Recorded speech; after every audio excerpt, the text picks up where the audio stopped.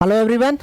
आज हम लोग करंट इलेक्ट्रिसिटी का है ना लास्ट लेक्चर हम लोग देख रहे हैं। इसके बाद एक लेक्चर हम लोग और रखेंगे है ना, जिसमें हम लोग बेसिकली क्वेश्चंस करेंगे जो 10th क्लास बोर्ड में पूछे गए हैं। उससे न्यूमेरिकल बेस्ड जो क्वेश्चन होगा उसको हम लोग सारे क्वेश्चन को करेंगे। ठीक है। सो आज हम लोग पढ़ने वाले हैं ना heating effect of electric current. देखिए इसको थोड़ा और अच्छे से मैं एलोबरेट करता हूं, क्योंकि इसी कॉन्सेप्ट पे एक चीज और बेस्ड है ना। करंट के 3 इफेक्ट हम लोग बात करते हैं। सबसे पहले जो आप शायद 7 या 8 क्लास में पढ़ेंगे, that is called chemical effect of electric current. Current का पहला कौन सा इफेक्ट पढ़े थे? Chemical effect. दूसरा जो इफेक्ट आप पढ़ने जा रहे हैं, this is called heating effect. कौन सा इफेक्ट है? Heating effect. और थर्ड जो इफेक्ट हम लोग पढ़ेंगे है ना नेक्स्ट चैप्टर में, that is called magnetic effect. Magnetic effect इसका मतलब क्या है, वन बाय वन हम लोग समझते हैं। ठीक है।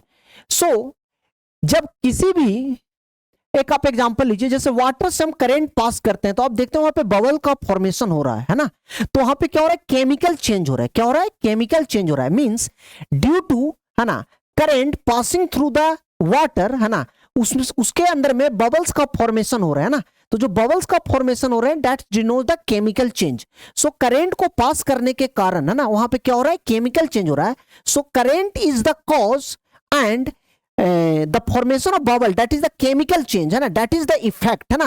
so that is called chemical effect of electric current। Same हम लोग समझते हैं heating effect of electric current क्या है।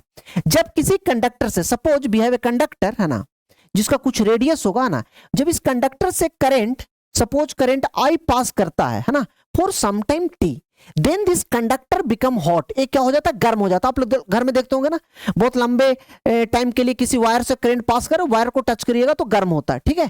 सो कहने का मतलब ये है जब किसी भी कंडक्टर से करंट पास करता है ना कुछ टाइम के लिए, तो कंडक्टर क्या हो जाता है? हॉट हो जाता है। That means current is the cause and heating is the effect, and this is called heating effect of electric current. So heating effect of electric current में क्या लिखना है आपको? अगर आ गया ना कि what do you mean by heating effect of electric current, so हम लोग क्या लिखेंगे? व्हेन करंट पासेस थ्रू है ना, when current passes through some conductor for some time, then it's get heated. So here current is the cause and heating is the effect है ना। सो जब किसी भी कंडक्टर से सम टाइम के लिए, कुछ देर के लिए जब करंट पास करता है तो कंडक्टर क्या हो जाता है? हॉट हो जाता है। And this phenomenon is known as heating effect of electric current. ठीक है। और यहाँ पे करंट कारण है और हीटिंग क्या है? इफेक्ट है। उसी तरह नेक्स्ट चैप्टर जब हम लोग पढ़ेंगे तो हम लोग वहां पे बात करेंगे magnetic effect of electric current. जब किसी कंडक्टर से इलेक्ट्रिक करंट पास होता है तो उस कंडक्टर के चारों तरफ कैसा फील्ड बनता है? मैग्नेटिक फील्ड बनता है। Means here current is the cause and magnetic field है ना produced is the effect. This is called magnetic effect of electric current. ठीक है। अब यहां पे जो हीट प्रोड्यूस होगा, ठीक है, तो अकॉर्डिंग टू जूल्स लॉ है ना, जूल्स हम लोग एक लॉ दिया, इसको हम लोग जूल्स लॉ भी बोल सकते हैं। अकॉर्डिंग टू जूल्स लॉ जो हीट प्रोड्यूस होगा वो डायरेक्टली प्रोपोर्शनल होगा current passing through the conductor का, डायरेक्टली प्रोपोर्शनल होगा रेसिस्टेंस ऑफ द कंडक्टर का, और डायरेक्टली प्रोपोर्शनल होगा टाइम का। मतलब आप किसी कंडक्टर से जितना ज्यादा करंट पास करोगे हीट उतना ज्यादा प्रोड्यूस होगा, उतना ज्यादा गर्म होगा।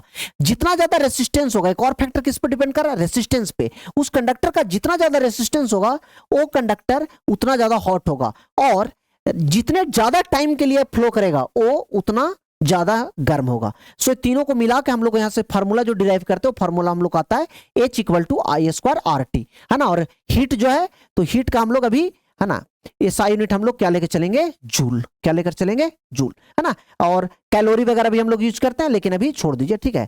ऐसे वन कैलोरी इक्वल टू है ना 4.2 जूल होता है। ठीक है। लेकिन आप अभी जूल लेके हम लोग चलेंगे। ठीक है। SI यूनिट ऑफ हीट क्या हो गया? जूल हो गया। So heat is nothing but energy है ना। सो एनर्जी की तरह इसको ट्रीट कर रहे हैं, जूल है। ठीक है। तो अकॉर्डिंग टू जूल्स लॉ है ना, heat produced in a conductor is directly proportional है ना to the square of current passing through it, and directly proportional to the resistance of conductor, and directly proportional to the time for which current passes through the conductor। और ये तीनों equation से हम लोग relation drive करेंगे H = I² RT। और जो heat produce होगा उसका SI यूनिट हम लोग क्या लिखेंगे? जूल लिखेंगे। ठीक है। चलिए आप लोगों को समझ में आ रहा होगा। और ये जो हीटिंग इफेक्ट है ना, इसका बहुत सारे प्रैक्टिकल एप्लीकेशंस है। तो हम लोग बात करें practical application of heating effect, है ना। तो सबसे पहला हम लोग बात करते हैं हीटर। हमारे घर में सबसे पहले हीटर के जो वायर होते हैं वो किसके बने होते हैं? नाइक्रोम के बने होते हैं। आपको 1 मार्क्स क्वेश्चन में आ सकता है ना, नाइक्रोम के बने होते हैं। क्यों नाइक्रोम का यूज किया जाता है ना, एक तो इनका रीजन होता है कि हाई रेसिस्टेंस होते हैं, है ना। इनका हाई रेसिस्टेंस होगा, जब हाई रेसिस्टेंस होगा तो आपका हीट प्रोड्यूस क्या होगा? ज्यादा होगा, ठीक है ना। जब आपका रेसिस्टेंस ज्यादा होगा तो हीट प्रोड्यूस ज्यादा होगा। दूसरा, अगर सिंपल बात समझिए, अगर कोई कंडक्टर है हीट ज्यादा प्रोड्यूस हो गया तो मेल्ट कर सकता है। तो हमको ऐसा मटेरियल लेना है जो बहुत हाई टेम्परेचर पे भी, है ना, बहुत हाई टेम्परेचर भी मेल्ट ना करे। तो नाइक्रोम का एक और प्रॉपर्टी है, इसका हाई मेल्टिंग पॉइंट। क्या है? हाई मेल्टिंग पॉइंट, बहुत आसानी से मेल्ट नहीं करता है, इसीलिए, है ना, इसको यूज करते हैं हम लोग हीटर या टोस्टर में। टोस्टर भी समझ रहे होंगे ना, ब्रेड को टोस्ट करने के लिए यूज करते हैं टोस्टर में, या हेयर ड्रायर में भी आपको यही हीटर ही रहता है, ठीक है। एक है फ्यूज। फ्यूज क्या होता है? बेसिकली हम लोग इसको डिटेल में आगे हम लोग बात करेंगे, है ना। फ्यूज एक प्रोटेक्टिव डिवाइस है ना, जो हम लोग अपने घर में, है ना, किसी भी अप्लायंसेस को, जो महंगा अप्लायंसेस है उसको प्रोटेक्ट करने के लिए यूज करते हैं। उसके अंदर में फ्यूज में क्या होता है ना, उसके अंदर में एक बिल्कुल वायर होता है, ठीक है। अब ये वायर ऐसा नहीं, कोई भी वायर नहीं लगा दीजिएगा, ठीक है। ये वायर आपको डिसाइड करना पड़ता है ना, ये फ्यूज आपको डिसाइड करना पड़ेगा इस आधार पे कि आपका घर में जो वायर है ना, जो आप अप्लायंसेस यूज कर रहे हैं उसका मैक्सिमम रेटेड करंट क्या है। आप एक बेसिक बात के लिए समझिए, मान लीजिए आपको जो रेटेड करंट किसी अप्लायंसेस का है वो 3.2 एम्पियर है। अगर उसमें 3.3 या 3.4 एम्पियर हुआ तो क्या हो जाएगा? डैमेज हो जाएगा, ठीक है। सो हम लोग जनरली क्या है कि अगर मैक्सिमम उसका रेटेड करंट 3.2 एम्पियर है तो आप 3 है ना 2 या उसके आसपास का आप यूज करिएगा, है ना, सो डैट कि जैसे ही ये मैक्सिमम करंट पास करे, है ना, वो क्या हो जाए? बर्न हो जाए, ये मेल्ट कर जाएगा, है ना। सो मेल्ट का जब कर जाएगा तो सर्किट क्या हो जाएगा? ब्रेक हो जाएगा और हमारे अप्लायंसेस को डैमेज होने से क्या कर लेगा? बचा लेगा। सो फ्यूज क्या है? फ्यूज एक प्रोटेक्टिव डिवाइस है ना, जहां हम कहां पे यूज करते हैं? जो थोड़ा कॉस्टली अप्लायंसेस है उसमें लगाते हैं, है ना। इसके अंदर में क्या होता है? एक वायर होता है ना, और जब उस वायर के थ्रू रेटेड वैल्यू से ज्यादा करंट फ्लो करता है तो वायर क्या कर जाता है? मेल्ट कर जाता है और सर्किट को ब्रेक कर देता है और हमारे अप्लायंसेस को डैमेज होने से क्या करता है? बचा लेता है, ठीक है। तो ये सारे कुछ प्रैक्टिकल एप्लीकेशंस थे किसका? हीटिंग इफेक्ट ऑफ, है ना, इलेक्ट्रिक करंट का। चलिए फिर हम लोग बात करें इलेक्ट्रिकल पावर। पावर क्या होता है ना, जैसे हम एक सिंपल सा एग्जांपल लेते हैं कि एक बल्ब है ना और एक फैन है, किसका पावर ज्यादा है? बल्ब 1 सेकंड में कितना एनर्जी कंज्यूम कर रहा है? मान लीजिए 9 वाट का बल्ब है और 220 वाट का आपके पास फैन है, ठीक है। तो 9 वाट का मतलब क्या होता है? वाट किसका यूनिट है? पावर का। तो पावर क्या है? तो जो अप्लायंसेस 1 सेकंड में जितना ज्यादा एनर्जी कंज्यूम करेगा, जैसे फैन, कॉमन सेंस की बात है, फैन ज्यादा एनर्जी कंज्यूम करेगा in comparison to bulb. So bulb कम एनर्जी कंज्यूम कर रहा है पर सेकंड, और जो आपका फैन है वो पर सेकंड ज्यादा एनर्जी कंज्यूम कर रहा है। इसका मतलब ये है कि फैन का जो पावर है वो ज्यादा है इन कंपैरिजन टू बल्ब। तो हम लोग डेफिनेशन कैसे लिखेंगे, है ना। सो पावर का बेसिक डेफिनेशन हम लोग ऐसे लिखते हैं बाबू, है ना, electrical energy consume per unit time, है ना, electrical energy consume per unit time, that is called electric power. So electric power का डेफिनेशन लिखा है, it is defined as electrical energy consume per unit time. So अगर power आप लिखना चाहते हैं तो यहां पे लिखा हुआ है power equal to electrical energy by time. So आप इलेक्ट्रिकल एनर्जी बाय टाइम लिख रहे हैं तो इलेक्ट्रिकल एनर्जी कंज्यूम्ड को आप क्या बोल सकते हैं? हीट भी बोल सकते हैं ना। सो P बराबर H/T लिख सकते हैं। हीट का ऐसा यूनिट क्या होता है? जूल, और टाइम का ऐसा यूनिट होता है सेकंड। सो जूल पर सेकंड किसका ऐसा यूनिट हो गया? पावर का। और इसी को हम लोग एक और नाम क्या देते हैं बाबू? वाट, है ना, डिनोट करते हैं W से, ठीक है। सो जूल पर सेकंड को ही क्या बोलते हैं? वाट। और किसका ऐसा यूनिट हो गया? पावर का। अब एक बेसिक बात समझिए, हम लोग पावर का फॉर्मूला ऑलरेडी कर चुके हैं ना, electrical energy consume per unit time. अब इलेक्ट्रिकल एनर्जी कंज्यूम, तो जितना ज्यादा हीट प्रोड्यूस हुआ या लाइट के फॉर्म में कन्वर्ट हुआ, है ना, that is the electrical energy consumed. तो H को अगर हम लोग लिखते हैं I² RT /T, तो T कैंसिल हो गया, तो पावर का फॉर्मूला आपके पास क्या हो गया? I²R। चलिए नेक्स्ट फॉर्मूला बनाते हैं। तो V बराबर क्या होता है आपके पास, है ना, V इक्वल टू होता है IR। तो I का वैल्यू आप पुट करो V/R, तो V² बाई क्या हो जाएगा? R² into R। एक R से एक R कैंसिल कर दीजिए, तो पावर का फॉर्मूला हो गया V² बाई R। तीसरा अगर हम देखते हैं बाबू, है ना, यहां से R का वैल्यू निकालता है तो R किस बराबर क्या होता है? V/I। तो यहां पे पुट करो P बराबर I² इंटू R क्या हो गया? V/I। I से I कट गया, तो पावर का फॉर्मूला हो गया वोल्टेज इंटू करंट। तो हमारे पास 3 पावर का फॉर्मूला हो गया, वोल्टेज इंटू करंट, है ना, करंट का स्क्वायर इंटू रेसिस्टेंस और वोल्टेज का स्क्वायर बाय रेसिस्टेंस। तो ये तीनों फार्मूला आप याद कर रखिएगा था ना, कहीं ना कहीं आपको काम पड़ेगा, ठीक है। चलिए नेक्स्ट हम लोग बात करने जा रहे हैं कॉमर्शियल यूनिट ऑफ एनर्जी। इसको थोड़ा ढंग से समझिएगा। So what is commercial unit of energy? Commerce का मतलब क्या है ना, कॉमर्स पढ़ के बेसिकली हम लोग क्या करते हैं, कॉमर्स पढ़ने का जो मेन पर्पस वो क्या है ना, बिजनेस करना है ना। सो बिजनेस के लिए जो यूनिट यूज किया जा रहा है ना, कॉमर्शियल पर्पस के लिए जो है ना, इलेक्ट्रिसिटी का ना, commercial unit of energy, energy के लिए है ना, जो कॉमर्शियल यूनिट यूज किया जा रहा है वो हम लोग को बात करना है। सो कॉमर्शियल यूनिट ऑफ एनर्जी क्या होता है? जैसे हमारे घर में बिजली बिल आता है, तो यहाँ पे क्या हो रहा है, जो बिजली बिल आ रहा है वो कॉमर्स बिजनेस हो रहा है, इसका हमसे बिजली बिल लिया जा रहा है, तो दैट इज द बिजनेस, है ना। सो उसके लिए जो यूनिट यूज किया जाता है वो जूल नहीं होता है, ठीक है। जूल के जगह पे दूसरा यूनिट हम लोग थोड़ा लार्जर यूनिट यूज करते हैं। जैसे एक सिंपल एग्जांपल समझिए, हमारे घर में खाने के लिए अगर चावल खरीद रहे हैं तो हम लोग कितना खरीदते हैं, 5 केजी 10 केजी, है ना। लेकिन अगर हम लोग बेचने के लिए खरीद रहे हैं तो 1 क्विंटल 1 टन खरीदते हैं। सो टन और quintal is the larger unit of, है ना, मास, है ना, मास का लार्जर यूनिट हम लोग बात कर रहे हैं, है ना, क्विंटल और टन। तो उसी तरह जब वो कॉमर्स बिजनेस का बात कर रहे हैं तो यूनिट चेंज कर जा रहा है, केजी से सीधा हम लोग कहां पहुंच जा रहे हैं, क्विंटल या टन में, ठीक है।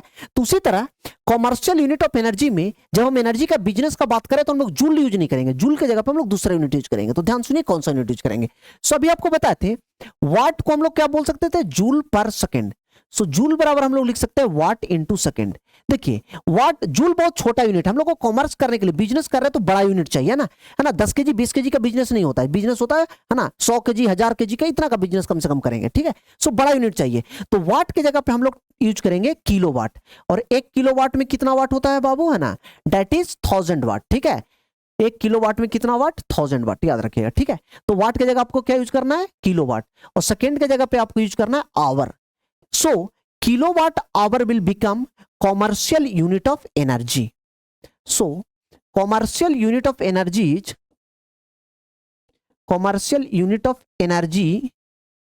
is किलोवाट आवर, ठीक है।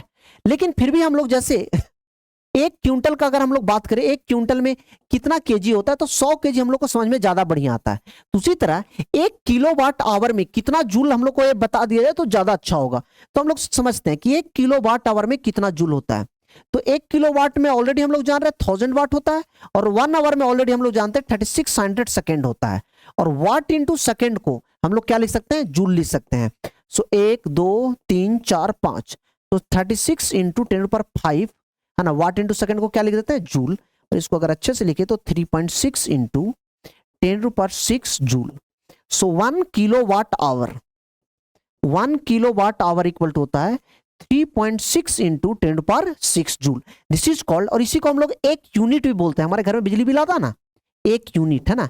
सो 1 किलोवाट आवर को क्या बोला जाता है, 1 यूनिट, है ना। सो 1 किलोवाट आवर या 1 यूनिट किसके बराबर होता है, 3.6 इंटू 10⁶ जूल के बराबर होता है, ठीक है। And this is called commercial unit of energy. तो आपको अगर पूछा जाएगा कि what is commercial unit of energy, तो आप बताइए किलोवाट आवर। और 1 किलोवाट आवर में कितना जूल होता है, तो 3.6 इंटू 10⁶ जूल। और इसी को हम लोग एक यूनिट भी बोल सकते हैं, ठीक है। चलिए नेक्स्ट कुछ न्यूमेरिकल्स है ना, बेसिक सा न्यूमेरिकल हम लोग समझते हैं।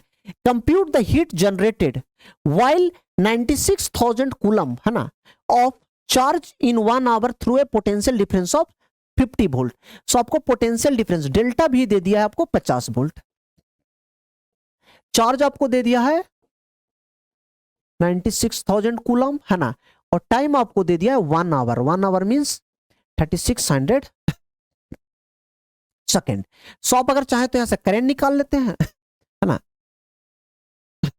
तो करंट आपको निकालते हैं तो करंट आपको क्या हो गया, आई इक्वल टू क्या होता है, क्यू बाई टी, है ना।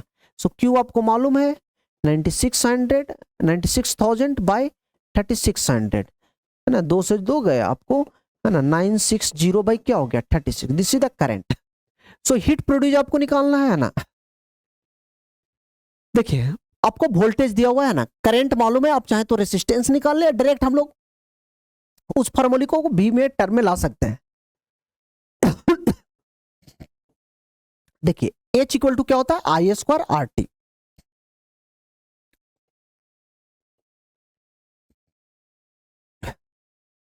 मेरे को चार्ज दिया है, वोल्टेज दिया है, तो कोशिश आप करिए इस फॉर्मूले को चार्ज और वोल्टेज और टाइम के टर्म में लाने के लिए। तो टाइम तो ठीक है दिया हुआ, तो टाइम मेरे को मालूम है। अगर इसको चार्ज को हम ऐसे लिखते हैं Q बाई टी, तो ये Q स्क्वायर बाई क्या हो गया, T square into resistance. Resistance हमको नहीं दिया हुआ है, ठीक है, हम लोग को करंट या वोल्टेज दिया हुआ है। तो V बराबर क्या होता है I R. So R equal to हम लोग क्या लिख सकते हैं आई बाई भी।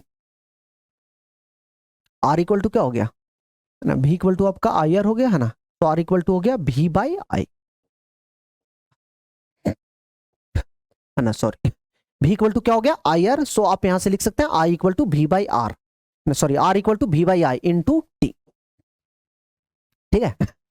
एक सेकंड रुकिए, होल्ड ऑन है ना।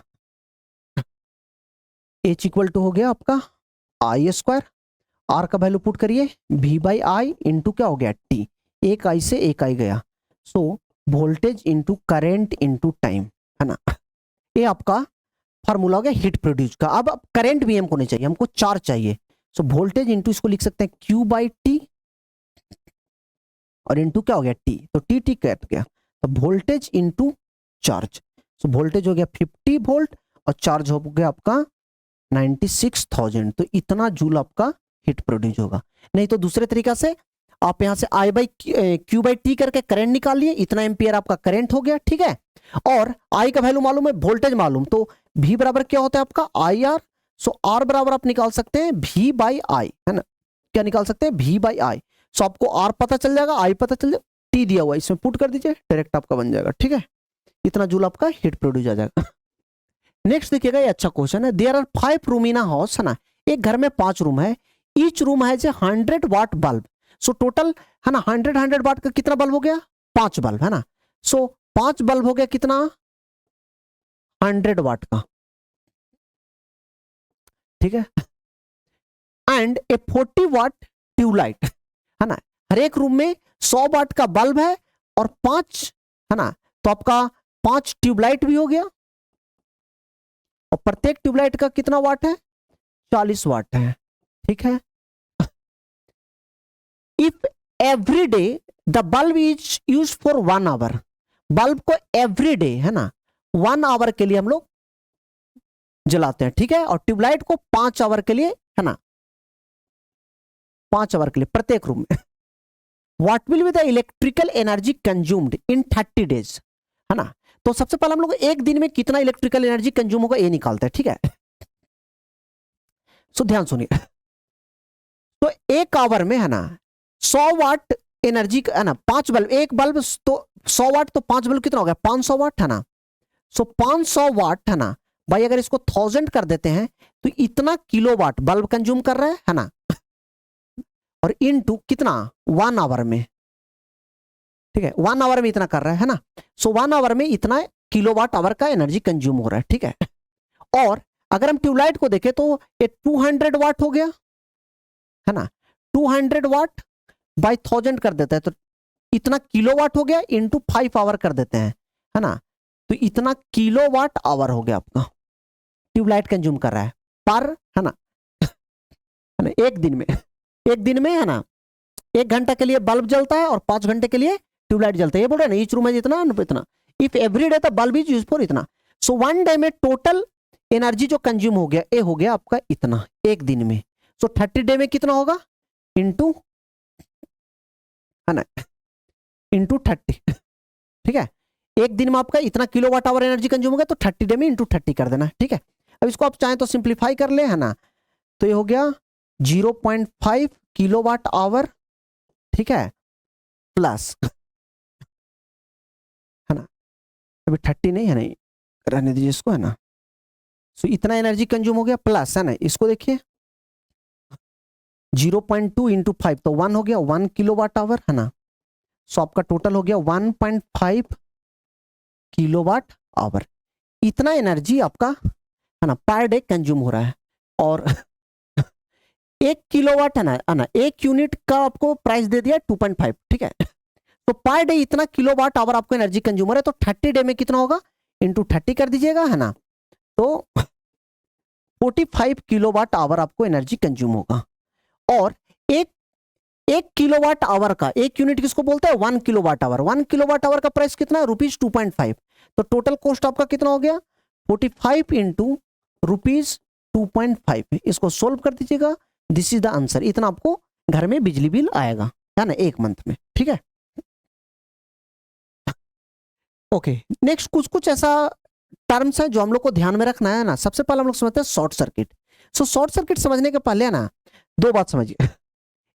3 हमारे घर में जो वायर आते हैं 3 आते हैं। एक हो गया लाइव वायर, है ना, एक लाइव वायर हो गया, दूसरा है ना ब्लैक कलर का यूज करते हैं हम लोग, है ना, या ब्लू भी यूज कर सकते हैं, इसको बोलते हैं न्यूट्रल। और एक हमारे घर में आप वायर जो होता है वो होता है ग्रीन कलर का, है ना। ये ग्रीन आपको दिख रहा होगा, नहीं दिख रहा होगा, नहीं आइडिया, है ना, ठीक है, ग्रीन बोर्ड इसलिए। ये आपका हो गया अर्थ वायर या ग्राउंड वायर, ठीक है। तो 3 वायर है, लाइव, न्यूट्रल और अर्थ। अर्थ का बहुत ज्यादा इंपॉर्टेंस अभी नहीं है ना, हम लोग समझेंगे कि इंपॉर्टेंस तो है, अगर है तो उसका कुछ ना कुछ इंपॉर्टेंस तो होगा, इंपॉर्टेंस है। लेकिन अगर आप अर्थ वायर ना भी लगा रहे तो हमारे घर में काम चलेगा। तो लाइव वायर और न्यूट्रल, करंट किसमें फ्लो कर रहा है? लाइव वायर में, ठीक है। ये लाइव वायर, इसी में आपको करंट फ्लो कर रहा है, ठीक है। जब अपने घर में आप टेस्टर लगाते हैं ना, तो एक जो सॉकेट आपके घर में, एक सॉकेट में आप होल में इंसर्ट करते होंगे तो नहीं जलता होगा आपका टेस्टर, लेकिन दूसरे में आप इंसर्ट करते होंगे तो जलता होगा। तो जो लाइव वायर है उसमें केवल जलेगा, ठीक है। तो करंट किसमें फ्लो कर रहा है? लाइव वायर में। ये न्यूट्रल वायर है, ठीक है। जब लाइव वायर और न्यूट्रल वायर डायरेक्ट कांटेक्ट में आ जाए, डायरेक्ट कांटेक्ट का मतलब क्या है? डायरेक्ट कांटेक्ट का मतलब ये है कि दोनों के बीच में कोई डिवाइस या कोई रेसिस्टेंस या कोई लोड कनेक्ट नहीं किया गया, है ना। दोनों को डायरेक्टली हम लोग विदाउट एनी रेसिस्टेंस कनेक्ट कर दे रहे हैं, या वेरी स्मॉल रेसिस्टेंस अगर हम लोग लगा रहे हैं तो इसको बोलेंगे शॉर्ट सर्किट। तो शॉर्ट सर्किट जब होगा तो दोनों के बीच जो आपका रेसिस्टेंस है वो बहुत कम है, तो V बराबर क्या होता है? IR। सो I बराबर क्या हो गया? V/R। R लगभग 0 के बराबर है ना, इसका लगभग ना के बराबर रेसिस्टेंस है। तो R अगर 0 होगा, है ना, बहुत छोटा होगा, तो आपका करंट जो है वो किसको टेंड्स कर देगा? इनफाइनाइट को, वेरी लार्ज करंट को टेंड्स कर देगा। So during short circuit very large amount of current flow करेगा। और यही रीजन है कि ड्यूरिंग शॉर्ट सर्किट जब very large amount of current flow करता है ना, तो है ना बहुत ज्यादा हीट प्रोड्यूस होता है, क्योंकि हीट प्रोड्यूस जो होता है वो डायरेक्टली प्रोपोर्शनल क्या होता है? Current flowing through the wire का होता है, करंट का स्क्वायर के बराबर होता है, ठीक है। सो अगर करंट बहुत ज्यादा फ्लो करेगा तो हीट बहुत ज्यादा प्रोड्यूस होगा, और हीट बहुत ज्यादा प्रोड्यूस होगा तो आपके घर में शॉर्ट सर्किट के कारण आग लग सकता है, ठीक है। सो तो शॉर्ट सर्किट होता क्या है, तो आपको लिखना कैसे है, ध्यान सुनिए ना। So when live wire and neutral wire comes into direct contact, जब लाइव वायर और न्यूट्रल वायर डायरेक्ट कांटेक्ट में आ जाते हैं, then very large amount of current flows in the circuit and this phenomena is known as short circuit. तो short circuit क्या है? जब लाइव वायर और न्यूट्रल वायर डायरेक्ट कांटेक्ट में आ जाते हैं, और जब डायरेक्ट कांटेक्ट में आ जाते हैं तो उस वायर से, उस सर्किट से very large amount of current flow करता है, और इसी चीज को हम लोग क्या बोलते हैं? शॉर्ट सर्किट बोलते हैं। इसी फेनोमेनन को हम लोग क्या बोल रहे हैं? शॉर्ट सर्किट बोल रहे हैं। चलिए नेक्स्ट जो हम लोग को बातें करना है वो है अर्थिंग और ग्राउंडिंग। क्योंकि अर्थ वायर हम अभी छोड़े थे तो हम लोग समझ लेते हैं पहले अर्थिंग या ग्राउंडिंग। तो अर्थिंग या ग्राउंडिंग सबसे पहले हम लोग डिनोट ऐसा करेंगे, ठीक है। अब नाम से पता चल रहा होगा अर्थ या ग्राउंडिंग क्या है? एक वायर को अर्थ में कनेक्ट करना, ठीक है। अब वायर को अर्थ में हम लोग क्यों कनेक्ट करेंगे? तो कभी कभी क्या होता है हमारे घर में जो अप्लायंसेस है, मान लो फ्रिज है ना, इसमें जो लाइव वायर आया, तो लाइव वायर का किसी कारण बस इंसुलेशन है ना रिमूव हो गया। जब इंसुलेशन रिमूव हो गया तो जो चार्जेस फ्लो कर रहे हैं, करंट क्या है? फ्लो ऑफ चार्ज पर यूनिट टाइम, है ना। तो जो चार्जेस फ्लो कर रहे हैं वो हमारे अप्लायंसेस पे जाके एक्यूमुलेट होते रहते हैं, जमा होते रहते हैं।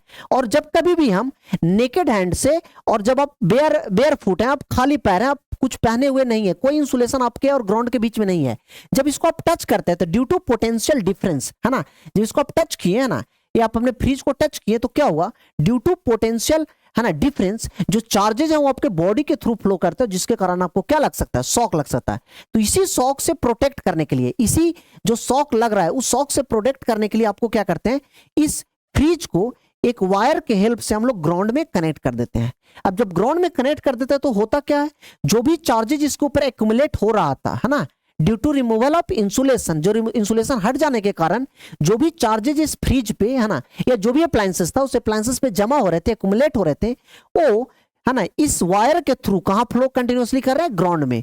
तो आप कभी भी इसको बेयर फुट आप हैं और बेयर हैंड से इसको टच कर रहे हैं तो आपको जो करंट लगने का, जो शॉक लगने का जो पॉसिबिलिटी है वो खत्म हो जाएगा। और इसीलिए एक प्रोटेक्शन के तौर पे यूज किया जाता है ना, ताकि हम लोग को शॉक ना लगे। सो अर्थिंग या ग्राउंडिंग क्या है ना, basically it is a process, है ना, in which we connect our appliances to the ground, so that, है ना, जो भी चार्जेस हमारे अप्लायंसेस पे एक्युमुलेट हो रहे हैं, जमा हो रहे हैं, वो सारे चार्जेस कहाँ ट्रांसफर हो जाए, ग्राउंड में, और हम लोग को शॉक लगने से क्या कर ले, प्रोटेक्ट कर ले, बचा ले, है ना। तो इसी को हम लोग बोलते हैं बाबू अर्थिंग या ग्राउंडिंग, ठीक है।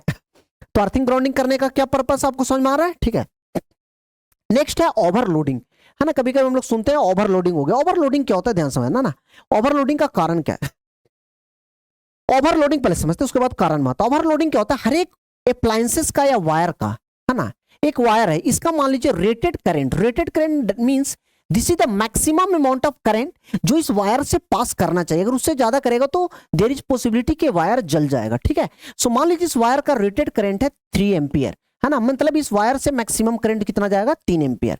तो कभी कभी क्या होता है, इस वायर से, है ना, किसी कारण से, कारण पे हम लोग आएंगे, कॉज क्या है ओवरलोडिंग का, है ना, अगर रेटेड वैल्यू से ज्यादा करंट फ्लो कर रहा है ना, तो इसको बोलेंगे ओवरलोडिंग। सो ओवरलोडिंग क्या है, व्हेन, है ना, when current through any circuit और वायर, है ना, is greater than it's rated value. जब किसी भी वायर से जो करंट पास कर रहा है अगर उसके रेटेड वैल्यू से ज्यादा है तो उसको हम लोग क्या बोलेंगे कि ओवरलोडिंग हो रहा है। क्या बोलेंगे, ओवरलोडिंग हो रहा है। आप ध्यान सुने, ओवरलोडिंग होने का कारण क्या है। पहला तो कारण हो सकता है शॉर्ट सर्किट, है ना, जो आपको हम बताएं, जब लाइव वायर और न्यूट्रल वायर डायरेक्ट कॉन्टेक्ट में आएंगे तो सर्किट में या वायर में very huge amount of current flow करेगा जो कि रेटेड वैल्यू से क्या होगा, ज्यादा होगा, तो हम उसको क्या बोल सकते हैं, ओवरलोडिंग। दूसरा जो कारण हो सकता है कि आप एक ही सॉकेट से, है ना, हमारे घर में सॉकेट है ना, तो एक ही सॉकेट से आप ढेर सारे अप्लायंसेस को कनेक्ट कर दिए हैं।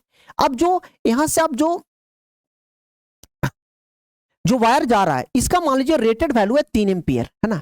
अब ढेर सारे अप्लायंसेस को अगर आप कनेक्ट कर रहे हैं, जैसे हम लोग कभी कभी देखते हैं ना कि हमारे घर में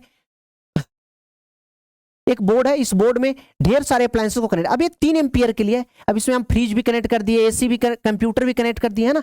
अब सब अपना अपना करंट ले रहे हैं। हमारे फ्रिज को 2 एम्पियर चाहिए, है ना, एसी को 3 एम्पियर चाहिए, है ना, जो आपका ये है उसको 1 एम्पियर चाहिए, तो टोटल करंट आपका हो गया 6 एम्पियर, लेकिन इसका मैक्सिमम रेटेड वैल्यू कितना है, 3 एम्पियर।